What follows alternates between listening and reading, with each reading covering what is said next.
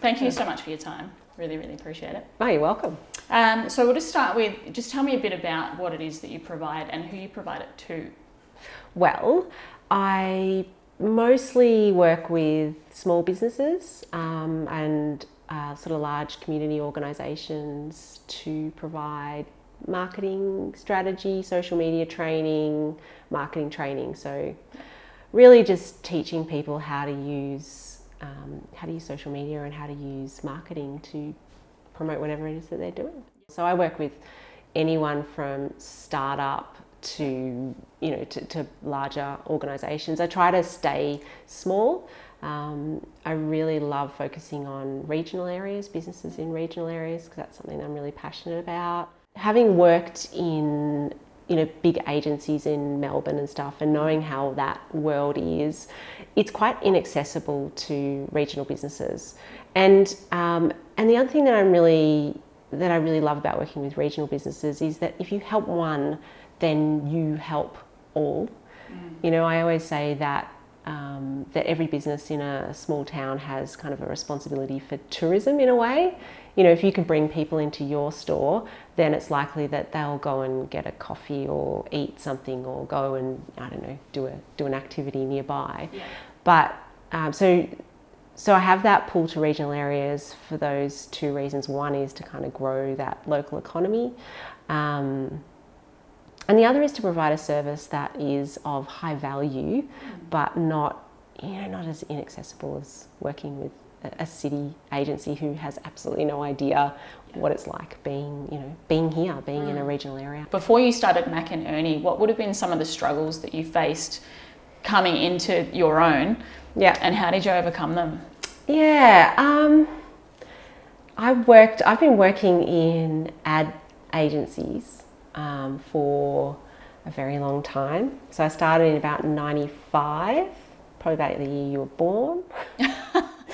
No, and 87. And some of the struggles I faced probably early on in my career, was around being female. A lot of people think that ad agencies are a real boys' club, and they are, or they were a boys' club.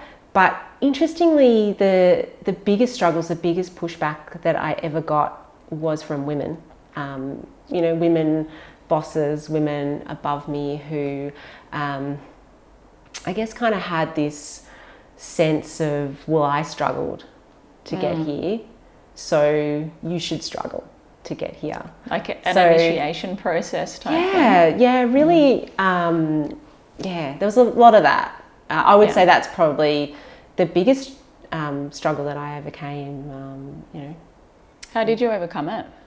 I just got really good at what I did, and I focused in really hard on clients, on making sure that our clients were really happy, that I was giving them what they needed, that they were getting, that they were really happy, because I learned pretty quickly that your only value to an agency is kind of the revenue that you can bring in, and in being able to keep relationships. And so building those strong relationships with clients made me a valuable employee, but it also made me a valuable employee to other agencies and to the clients. If the client wanted to move, there was often this situation where they would say, well, I'll move, but I want to take Erika as well.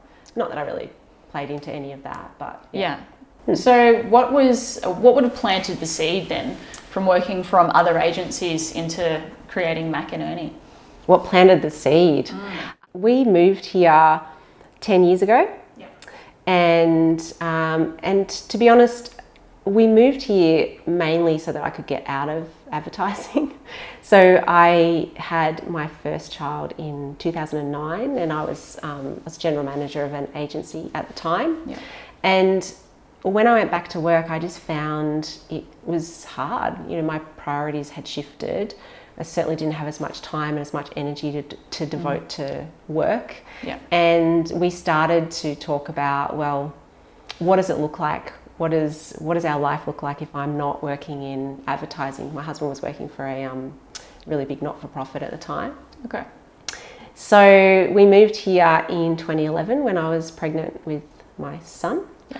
And And the idea was that I would kind of focus on that, and we would have this really nice kind of simple lifestyle. And that lasted, I don't know, minutes. I just realised that being just a mum and not having that, just not being able to help people, not being able to do stuff wasn't really my thing. So. What point did you feel like you were making all the right choices and the business was on the way up? When I started the business, it was supposed to be a little side hustle. I was working a few days a week, actually in Berwick, and I was working in marketing, and I was getting approached a lot. I'd started a farmers market and years before, and a lot of small businesses had started to ask me how I grew that audience. This is when I started to really get into Facebook, particularly because when you've got no money to market something, and then you've got something like Facebook that you can kind of grow this audience for free, you use it and you get really good at it. And so a lot of people were asking me if I could help them. You know, I'll buy you a coffee. Can you teach me how to do this? And that started to happen a lot. And I thought, I could probably teach people how to do this. And so I put it out into the world in February 2016. I'd been working on all these ideas. I'd been putting together all of these workshops. And I was sitting on the couch one night and I said, I'm going to put this on Facebook, that I'm doing this thing, and I'm going to put it out there. So I did. And then I had to quit my job at the end of that financial year because I had too much work. And I was able then, so it was sort of like end of June, to say, well, I can do this full time. So it was really quick. It was intense. You know, I guess the realisation that you'd gone from working for somebody else to then running a really successful agency yourself, that's pretty empowering. It felt good, it feels good. It comes with a burden that I'd not yet experienced. Tell me about the burden, because I guess for people who don't run their own business, you don't understand the trade-offs that come with working for yourself. Well, it's the mental load that you don't expect, because all of that responsibility, all of that risk, all of that reputation sits on you. And I made a decision very early in the piece that I didn't want to grow an agency. I didn't want a big thing. I just wanted to do the best, with what I have and what I can do, because I didn't want to take on, that level of risk and responsibility for other people. So the burden, I guess, of running a small business, and everyone feels it differently, but it really is this thing, like every day you get up and it's you. It's yours, and you got to do it. You got to get out of bed and Through your journey, and whether it be business or life, who would be your biggest influences and how have they influenced you in the person that you are today? That's a hard one, and I probably should really reflect on that, because people ask me that all the time. But, my mum, I think, really influenced me a lot, and I'll show her this and she'll laugh. But when I was growing up, she was a teacher, and then she had, with 3 kids, and she started her own business. We lived in a regional area. And she started a business and did that for years. And then she was working for other people, and then she was teaching people how to start up businesses and run businesses and things. And I think what I really learned from her was that you could do your own thing. You could be your own boss and still have kids and still provide them with with a really nice, stable home environment, food on the table, spending time with them, going on holidays, doing all of the stuff that I wanted. I wanted my childhood for my kids, if that makes sense. So I guess when I was kind of looking around at what the next step was out of agency life, I started to look at my childhood and and go, yeah, that was actually pretty cool in retrospect. When I left, I swore I was never going back though, but yeah. here I am. So did you miss it when you did leave and had children? Yeah. Did you miss the marketing work? Did I miss the phone calls and the late nights? No, actually, yeah, I did. I really did. The one thing that I've carried throughout my whole career is the friendships and the camaraderie that you have when you're working in a big environment, when you're working in an environment that's really high stress. You do really get some bonds with people, and having people to bounce stuff off and talk about frustrations with and things like that. That's not available when you're your own business. How do you navigate that? I've just built a really good network of other people who are in business as well, and that's part of the really nice thing about social media, and something that I encourage people to do all the time is to reach out, connect with, ask people for help. And you might get told no a few times, but if you keep going, you'll find the people who want to help you succeed. I was talking about this just yesterday with a client who was saying, oh, this person does these videos and they're really cool, but I don't know how she does them. And I said, why don't you ask her? She's like, oh, could I? Said, yeah, ask her. Just send her a message and say, I love your videos. Can you tell me what app you're using to do that? Yeah. And so I think building friendships, being honest, being helpful is the thing that will draw good people to you. Through your experiences as a service-based business, what would be the most significant experience that you've had so far? 2020 was a hard year for me, for a lot of reasons. Probably different reasons why it was hard for other people. And I learnt a lot about myself and what I was capable of, and importantly what I was not capable of. 2020 obviously was that first year of COVID, and what happened was everybody who wasn't online or wasn't comfortable online needed to be, and they needed to be really quickly. And I found myself in a situation where I was, I probably have too much empathy, but I ran myself into the ground that year trying to help everyone, and I had my kids home a bit because of lockdowns, and I wasn't helping them and I wasn't helping myself, and that was pretty bad. So I think probably whilst I look at that year and it was my most successful year, it was also a year that I never want to repeat, and it was significant for me because I was able to go back and finally set some boundaries, which I hadn't, because my business grew so quickly. I hadn't really thought about what boundaries I wanted to set, where I could be, how often I could be there, who I could be there for.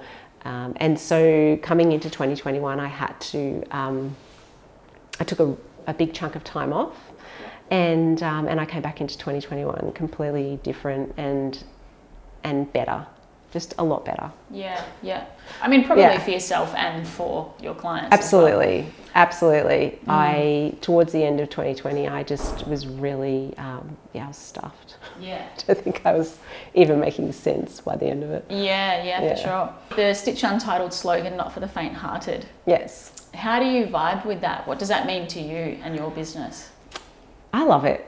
I love the idea of, and I think that I've never been faint-hearted, because for me, doing anything requires hard work.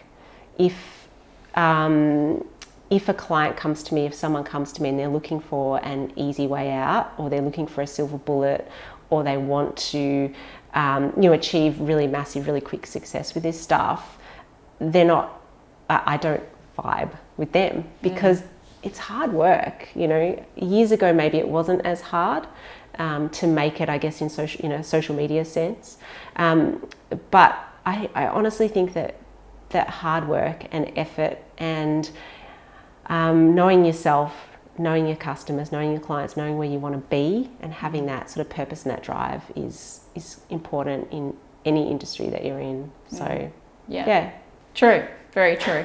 Probably more sort of down the business tip line. How do you stand out in the social media world today? Like, it's flooded.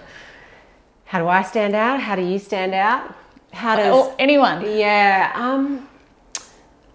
The best way to stand out is to be different in some way, to be special in some way. And one of the things that I often tell people is to find your special. Yeah. You know, what's the thing? What's the thing that makes you special? And often you find that from your customers because they're telling you all the time. They're telling you through comments they give you, through reviews, through testimonials. And so while you're focusing on, you might be focusing on the quality of your product, and your customers are telling you that your customer service is amazing, you know, I was so happy, they were so kind, the parcel arrived really quickly, and they're telling you all of this stuff, but you're focusing on a completely different thing with your marketing. That other thing, that's how you stand out, because customers want that special experience. They want to feel seen. They want to get whatever it is that they want to get, you know. I don't know if that makes sense. Yeah. But so finding the thing that makes you special, and the thing that makes you special isn't what makes someone else special. Yeah. So copying someone else's trajectory, or doing what they did is not the way to stand out, because you can't retrofit someone else's success into your business, even if they're selling you their 10 steps to whatever it is that they did. They're not you. Yeah. So, yeah. Probably a good thing to touch on then. Red flags. So if someone's thinking of, say, engaging in your services or similar, what should people steer clear of agencies that are making certain promises? You've probably come across a few in your time. Yeah, absolutely. I think that if you're talking to an agency, or if someone approaches you, or if you're looking for someone that you want to work with, find out who they've worked with before, and not in that, not necessarily from them, and speak to them, speak to the clients, and get a real take on what it is. I mean, I've heard all kinds of stories of people saying that they've worked for, you know, all kinds of companies and brands, and then when you call up, they've never heard of them. It's very easy to fake this. It's unbelievably easy to fake it. So what I think happens a lot is businesses, big businesses, but also small businesses see a really great social media presence, and they assume that company knows what they're doing and can help them, but that's not always the case. Why do you do what you do, and what stamp do you want to leave on the world? I do what I do because I have knowledge to share, and I genuinely want to see businesses succeed, and I genuinely want communities to succeed. It's hard to compete with, the likes of Amazon and, all of these sort of online companies. Look, I know I'm not curing diseases or anything like that, but what the last 6 years has taught me is that what I do is really important, and it's really important to those business owners. So that's what I do. I want to teach people how to be, or that it's okay to be authentic in a world that is very fake and glossy. It's okay. I love the concept of building in public that's come out of social media, where you get to see fairly curated, but you really get to be at the start of a business's growth, and you get to experience that, you get to share in their successes and, you know, that sort of stuff. I really love that about social media. So I think that so what I always teach, what I always encourage people to do is to be authentic, to be honest, to have integrity in business, because just because the opportunity to be fake is there doesn't mean you have to take it. Yeah, for sure. Yeah. Do you kind of find as well that the brands that aren't authentic or that are putting out content that's just not realistic, it doesn't sell their service anyway? I think people see through. Well, yeah. And this is the thing. It only takes one bad experience and they will never buy from you again. Yeah. And so if you're saying the experience that you offer is magical, if you say the quality of your product is unsurpassed, if you say that your customer service is second to none, and then you don't deliver on that promise, those people won't come back and they won't tell their friends. And so you're always looking for that new customer. That's bloody hard work. Yeah, and it's expensive. Sure. And so developing a promise, living that promise and being authentic about what to expect from your products or your services or whatever it is, taking that feedback, growing, changing, developing your business to be customer focused, that's important. Yeah. Not how good a reel you can do or how often you post on Instagram or how many followers you have. None of that stuff matters beyond sucking people into that first purchase. Yeah. If you can't deliver, then like, what are you doing? Can you kind of break that down then with the service that you're providing? Which parts are the most important? Because now there's stories, reels, Facebook, Instagram grids.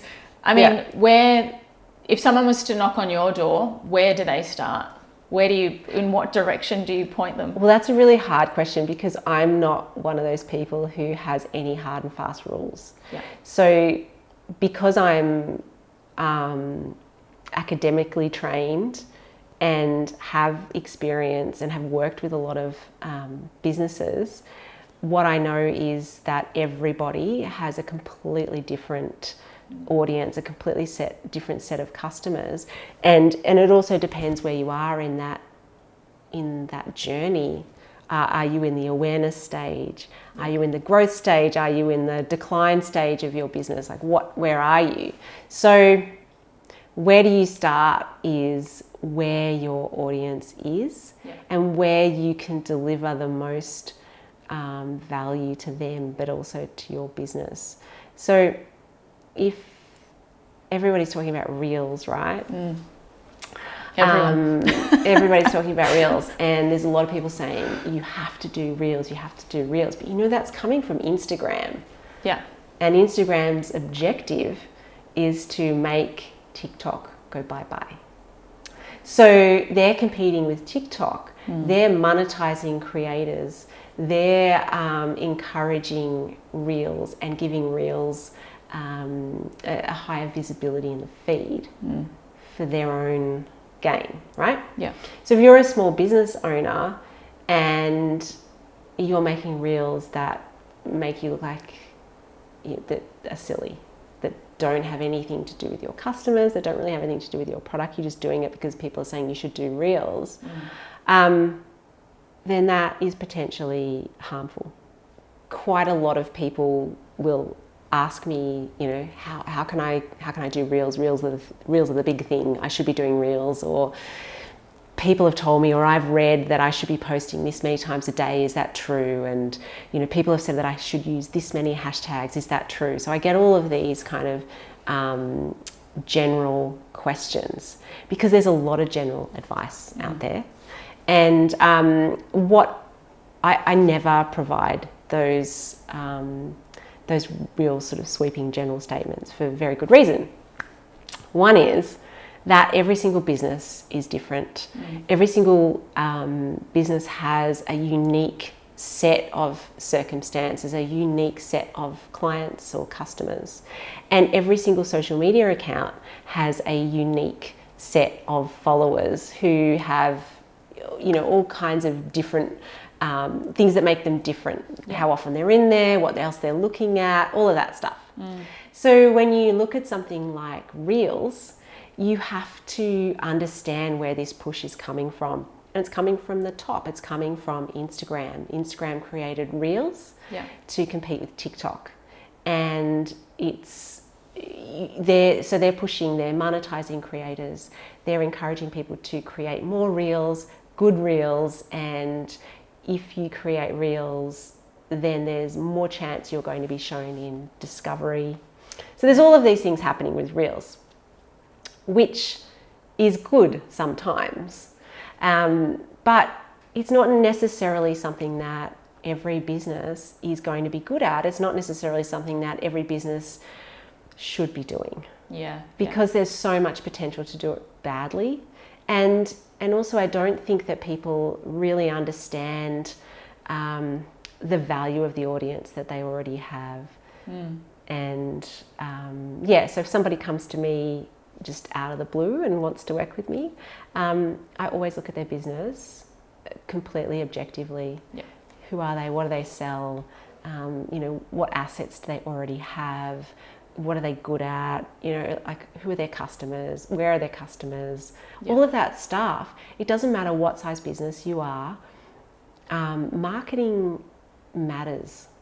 Like customer behavior, understanding your customer, all of that stuff matters. You can't just go into a channel like Instagram and just go blah. It's got to have strategy. It's got to have some purpose to meeting your business goals.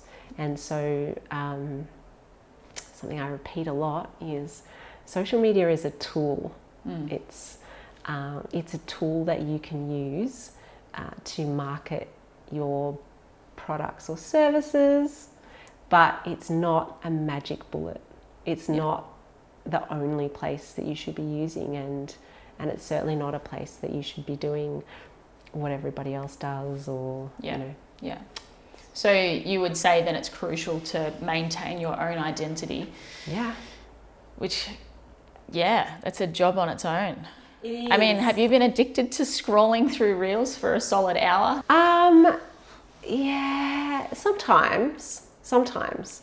I think the problem with social media, the major problem with social media for most small business owners is that it destroys your confidence. It absolutely destroys your confidence, because what you're seeing is professionals making content, and you're seeing other people who might be doing it better than you, and all the rest.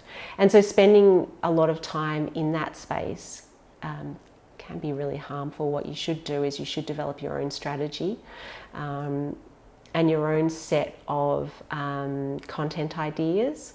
And then look, I think it's great to research, but I also think it's a bad idea to do too much research in the channel that you're going to be using.